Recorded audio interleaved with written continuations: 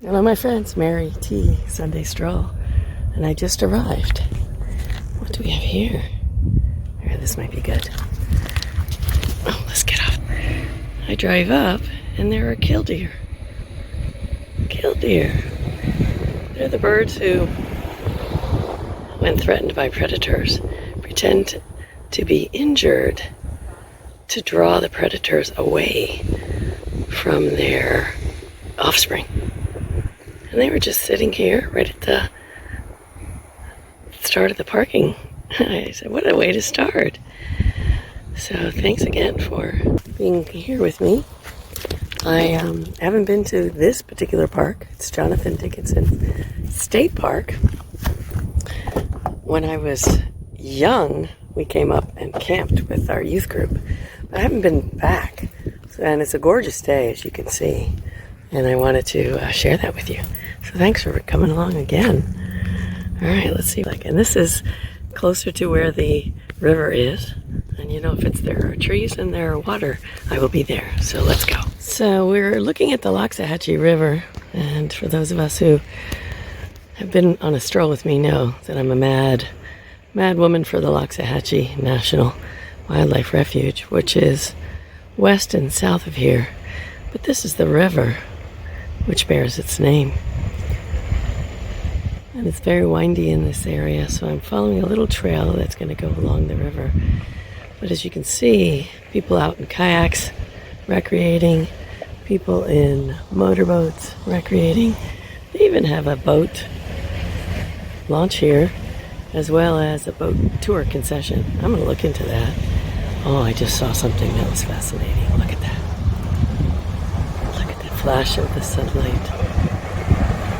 Oh, that's not just little diamonds, that's a big diamond. Let's enjoy that.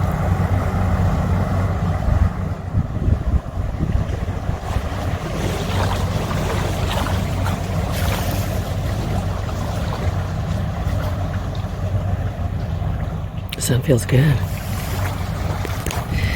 We have, I wish I had smell-o-vision for you. You can smell the saltwater brackishness of this river. As we can see, there are mangroves growing there in the middle of the frame that have taken root. And they have beautiful roots, as you can see there.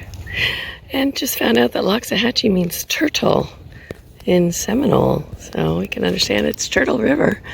I haven't seen any turtles yet, but we're definitely going to enjoy this tour on the trail.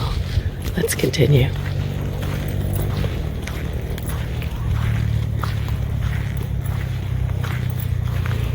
As you can see, we have white sand. So these are remnants of dunes that had been built up over the centuries.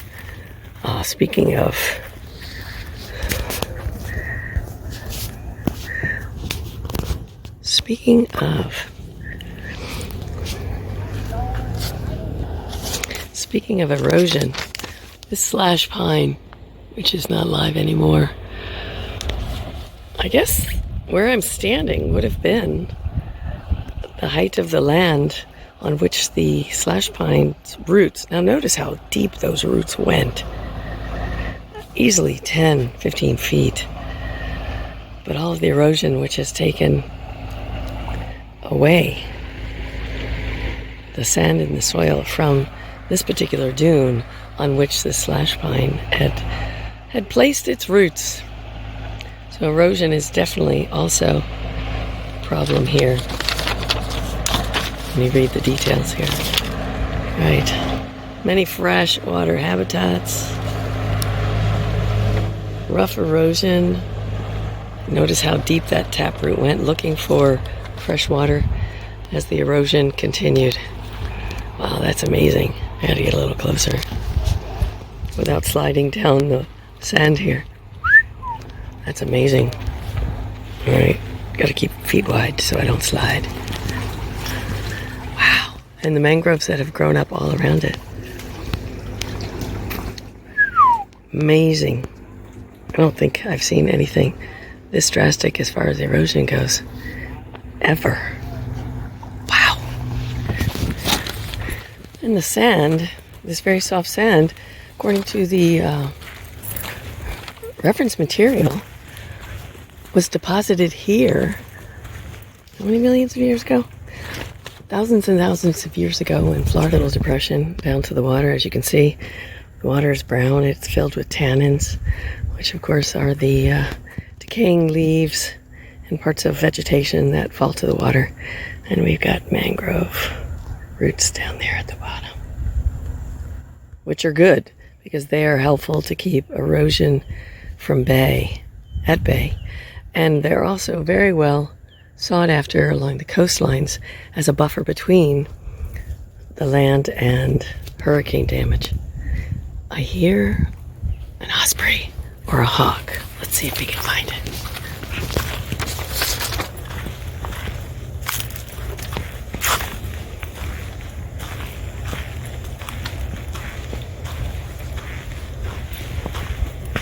Oh, we have another example of erosion of a pine tree, but this one's still alive.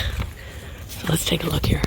Both of them are still alive against this gorgeous blue sky. Then we reach down to, get closer to the edge without falling. And you can see all of the roots that have been exposed because of the erosion. And that the taproot has reached way, way down to get to the fresh water so it can remain alive. But just look at those roots. Their own mandala. I could meditate on these crisscrossing and embracing roots for a while as we watch the water flow by. It's moving at a good clip. I see diamonds in the water up ahead. There's a little shady area, and as you can see, the ground is covered with pine needles, so the sand is still there. But I've noticed these beautiful starry yellow flowers.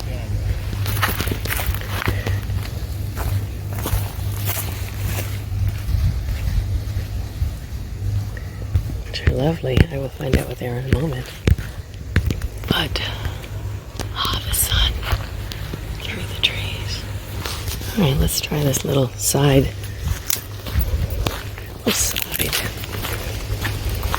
trail here. Said at high tide it'll be covered. It's a dead end. Oh, I hear a bird. I'll have to look for it. I can hear it. They said that on high tide the fish will come up here. I think you can hear the bird.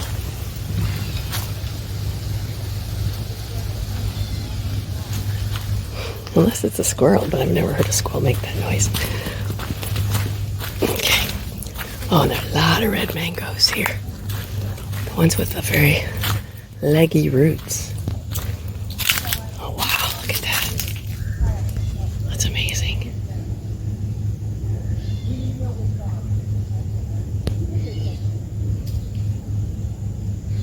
And again, these are plants that are well sought after along coastlines to keep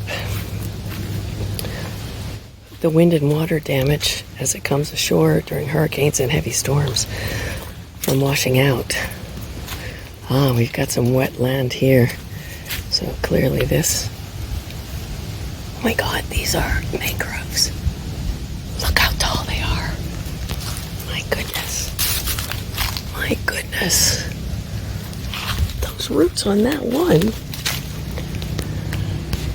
are taller than me.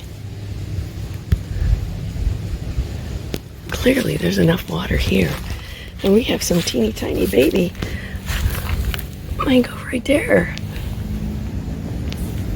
Oh, cool. There's quite a few here that are taking root, which is great.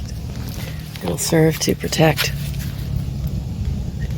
the land from erosion here. Let's see how much further we can go here. It's quiet. Maybe I can get closer to the river where the diamonds are flashing.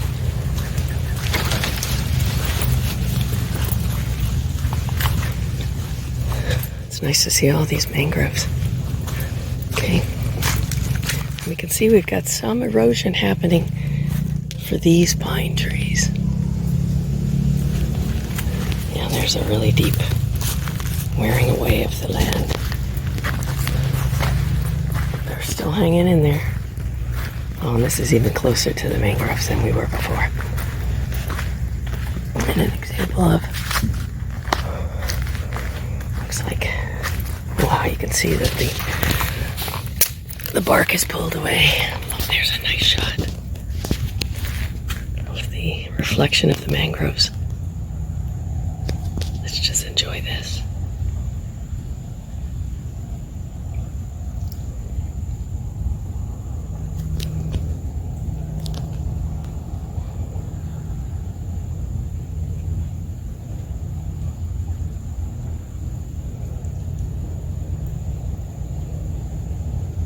Yeah, that water is moving very fast.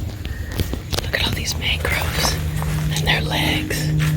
And they reach so far. Wow.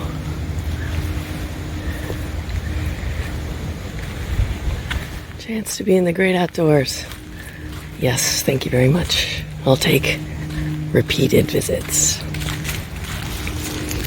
Okay, and this is where they said that at higher tide that this would be underwater, and we can see that this is definitely, oh, look what we've got.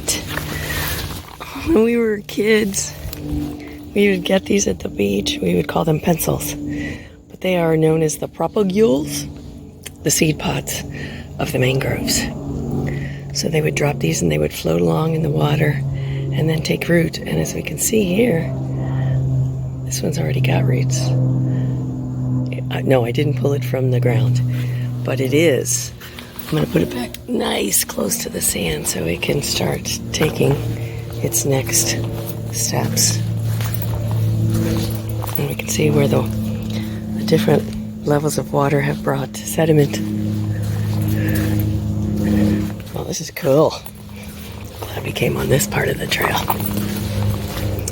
Oh, and then we have what looks like an arbor of these trees and vines that have met in the middle, and I'm going to sneak under. Wow, a lot of propagules here. They must have been washed up the last time there was higher tide.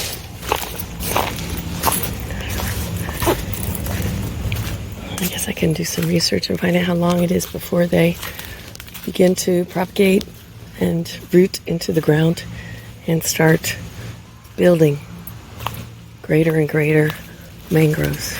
I wonder if there's an organization that collects them and takes them to places for planting.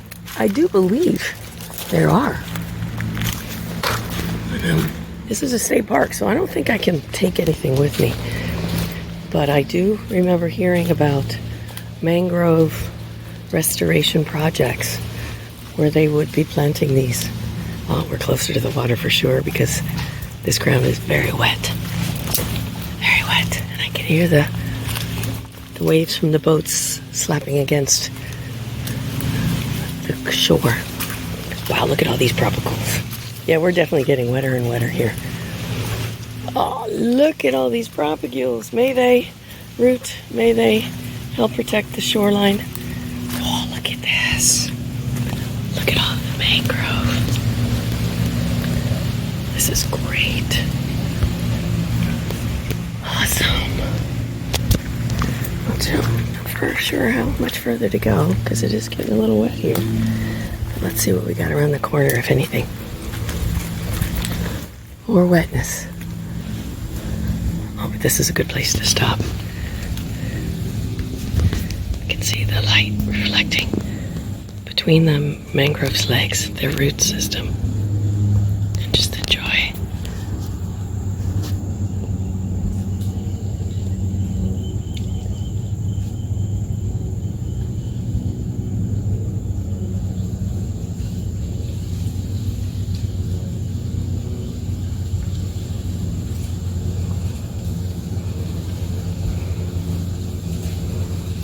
To notice.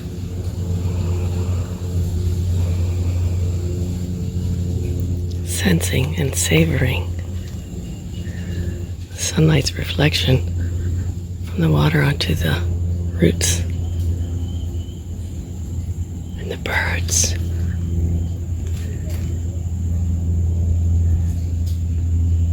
Oh, there's some great sunlight reflections.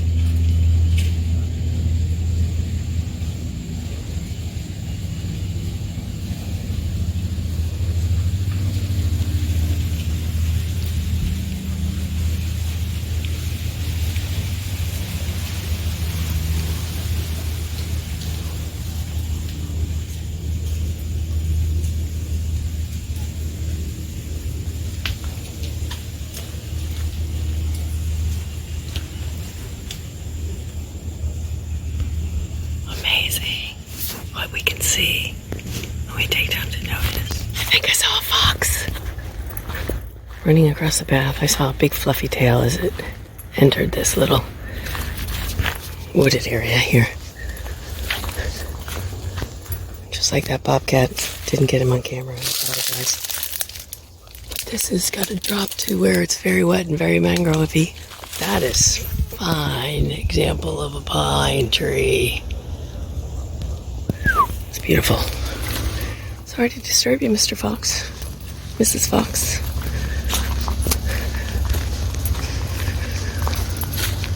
I haven't seen any birds, but I've heard them. Saw a couple of butterflies as we got here. Okay, we're in a different ecosystem now. It's a pine woodland, and as you can see, the pine trees are not really close together, but from this vantage point, they look like they're very, very crowded there in that middle distance. All right, so the marker number 2, this is Pine Flatwoods Plant Community. Flat area with little drainage of water, so they can get the water that they need. We also have some saw palmetto. Oh, and there's me in the shadow.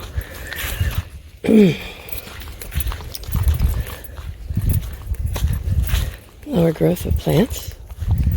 And wax myrtle trees that won't grow very, very tall. I love the sound. The wind in the pine needles.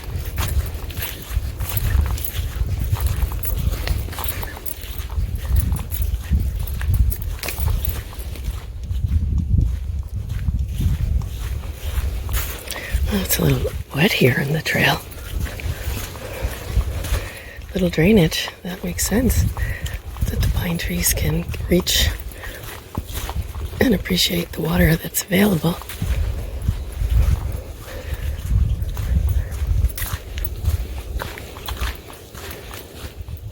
I think we have woodpeckers here with us. Let's listen.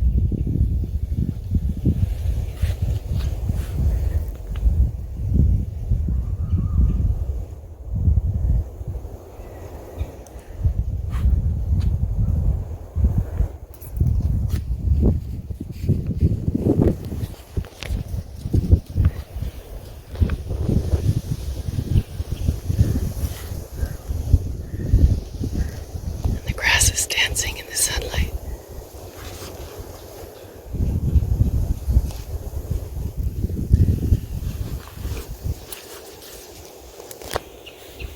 We definitely have woodpecker over there. See if we get closer. Look at these grasses. Catching the light.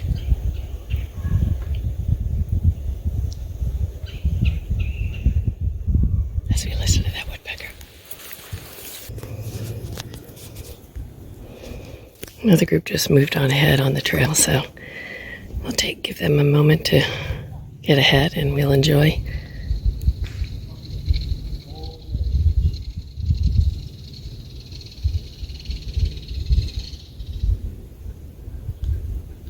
I'll have to take out the binoculars and find that one. But the reflection of the trees on this very slowly moving water. Let's enjoy this.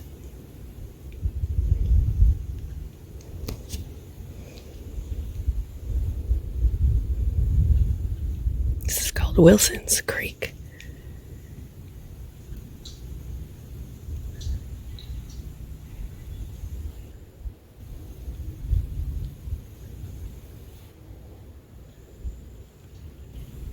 1696. Shipwreck off the coast of some Quakers moving from Jamaica to Pennsylvania.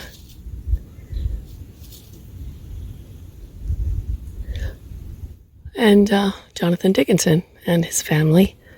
And of course it's 1696, so he had with him enslaved persons. And the native peoples called the Hobe took them in to try to nurse them back to health before they headed north to St. Augustine, which had already been established over 100 years earlier. Hence, the name of the state park, Jonathan Dickenson.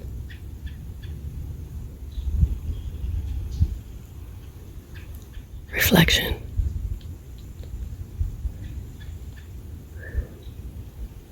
Oh, it's getting very clear, that sun on that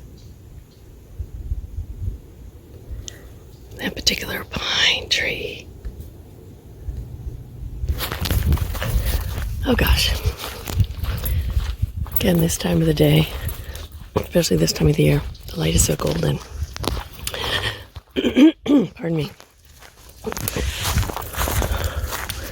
It's good for my brain. We call it the golden hour. The grass is catching the light and fluttering upon the breeze.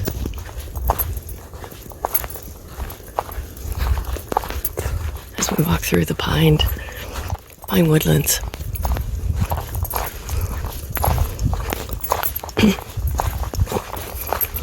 We're closer to the creek here. Ah, there goes an egret. They've got a weir here, limiting the amount of water flowing. Oh, look at the colors. Don't you just love it? Do you have a particular favorite time of the year? Favorite angle of sunlight? Quality of sunlight? I know getting sun on my face is one of the ways that I take good care of myself. Ah, look at the colors. Mindfully walking and sharing this beauty with you.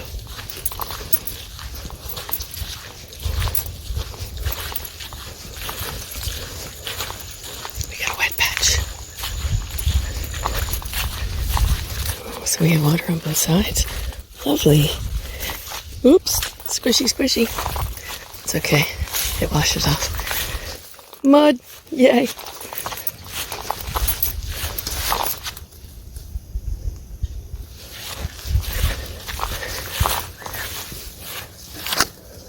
That's the most interesting dragonfly.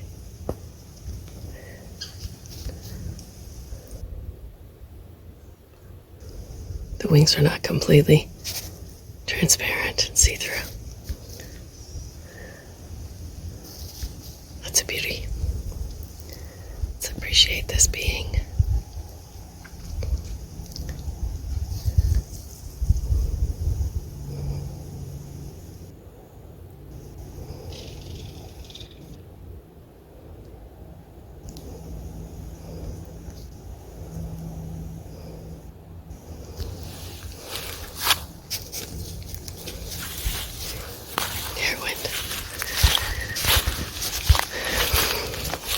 The universe has conspired to bring us all together on this planet, this time of the universal clock, to be with each other, to appreciate the world around us, to bless our growth, to honor what we do for one another with mindfulness, self-compassion, compassion and kindness. So keep on.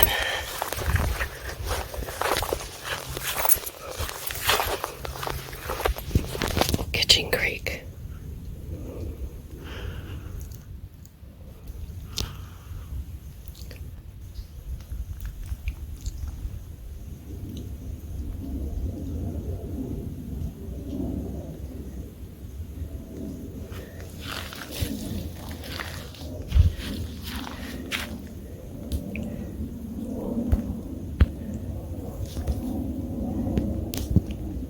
Sunlight on the water.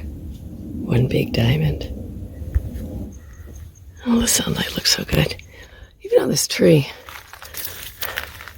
Just like us, how many of us have been scarred, singed, burned by experiences, heartbreak, struggles. And yet here we are, just like this tree. So tall, strong, thriving, without striving, reaching, without grasping.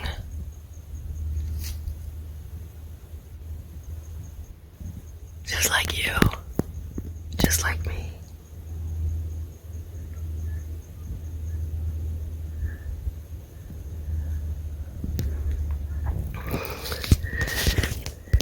May we heal. May we know and grow from our, oh, look at the colors. May you be safe. May you be as healthy as possible. Okay, the colors are better here. Let me leave it this way. May you be peace. May you be at ease. May you embrace the beauty and amazement and amazingness that you are.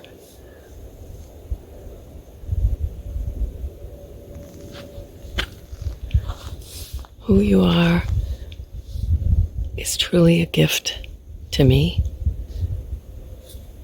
to your community, to your family, to your friends, to yourself, and to this world that we share. Thank you for being in my world and for allowing me to share with you a little piece of mine. May this season of hope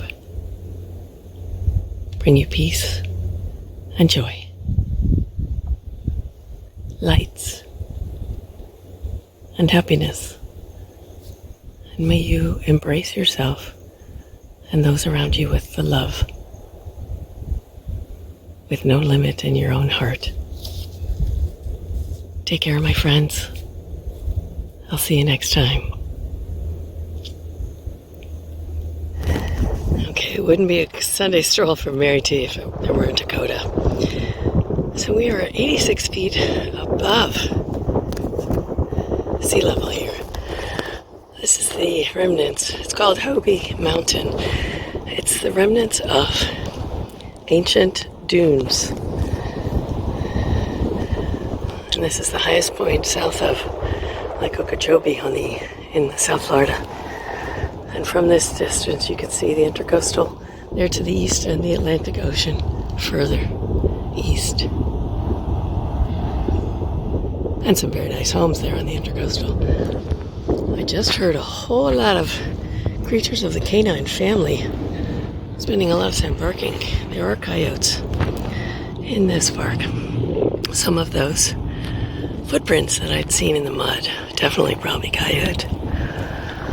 So as we're looking westward to the sunset, noticing that the haze in the trees in the woods. So this has been a very nice little walkabout, and I want to thank you for being here. Definitely thank you for being here. Taking time to notice what's in our community, what's in our environment, what's within us. Always a good time to do that. Thank you so much, my friends. Peace.